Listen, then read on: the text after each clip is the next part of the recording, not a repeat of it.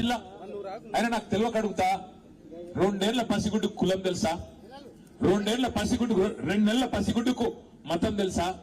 2 నెలల పసిగుడ్డుకు అధికారం తెలుసా ఏం తెలుసు మనం పుట్టించిన కథ కులం మనిషి పుట్టినాక 5 నిమిషాలకు పుట్టేది కులం మనిషి పుట్టినాక 5 నిమిషాలకు పుట్టేది మతం ఇవాళ దానికోసం చివరికి మనుషులను చిన్న చూపు చూసి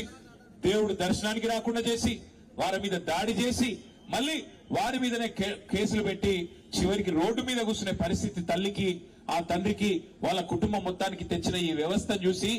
సిగ్గుతో తలదించుకోవాలి తెలంగాణ సమాజం ఇవాళ నేను ఇక్కడ రాజకీయం మాట్లాడడానికో రాజకీయం చేయడానికో రాలేదు నేను స్థానిక ఎమ్మెల్యే గారిని కూడా కోరుతా ఉన్నా స్థానిక ఎంపీ గారిని కూడా కోరుతా ఉన్నా హంతకుడు ఎవడైనా హంతకుడే వాడు ఏ పార్టీ వాడైనా ఏ పార్టీ వాడైనా వాడిని ఖచ్చితంగా శిక్షించాల్సిందే